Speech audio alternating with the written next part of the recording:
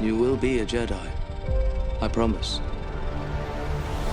It's often easy to forget that Dooku was once Yoda's Padawan. As far as the films go, we get a passing mention of their relationship in Attack of the Clones.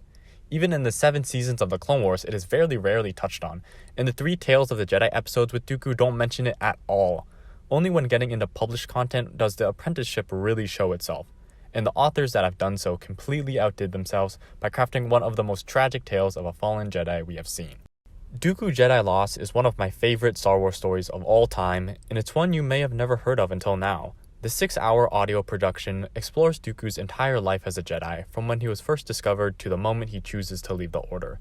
His disillusion with the Jedi is something that is very gradual, but there are specific moments from his upbringing that I'd like to highlight as some of the most important. Every Jedi is a child his parents decided they could live without. I wonder sometimes if that is what drives us, that first abandonment. We have a lot to prove. Dooku was not taken away from his parents like most other Force-sensitive babies. He was found by Jedi Seekers on the doorstep of the Serenian Palace, abandoned by his father who thought his Force abilities were a freak of nature. However, as a youngling, Dooku excelled through his training, becoming one of the best the Order had seen in centuries. He was so good that when it was time for the Jedi to choose their Padawans, Yoda himself chose Dooku, which came as a huge surprise to the other Jedi as he had not taken on his own Padawan in decades.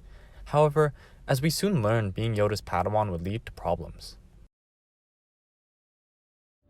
Yoda was busy all the time, and the fact he's even taking on a Padawan is a rare occurrence that would bring its own problems because he keeps getting called away to the Council, to the Senate, to talk to the Chancellor, to go and be a peacekeeper between warring nations that only want to talk to Yoda.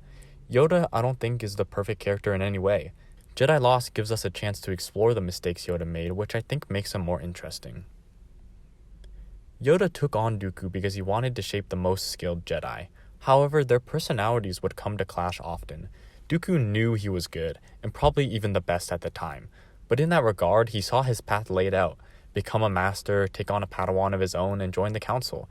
As Yoda's Padawan, those steps would come to be expected, almost as if they were set in stone. It's not that he didn't want those things at the time, it's just that he didn't want his future to be mapped out so precisely. With Yoda's absence, Dooku often sought counsel through his friends and other mentors. One of the big highlights in Jedi Lost is seeing the different mix of characters that Dooku interacts with throughout his time as a Jedi, and how they each are influencing and pulling him in different directions. I think he was also betrayed by his own ego. As I said, he totally believes in his own superiority all the way through. It's his fatal flaw. Something that came out of the conversations earlier on was, how do I not make him like Anakin? Most of Anakin's problems aren't to do with the fact that he thinks he's brilliant. Anakin is worrying about what people are thinking about him a lot of the time. Dooku doesn't really care what anyone else thinks. He just knows he's good. He could never experience humility. Would Dooku have stepped out in front of an entire army of AT-ATs so the Resistance could escape? Or would he have let himself be killed by Darth Vader on the Death Star so the New Hope of the Galaxy could have escaped? I don't think he would have. He would have tried to save himself, and I think that's what led Dooku along this dark path because he thought he was the answer to everything.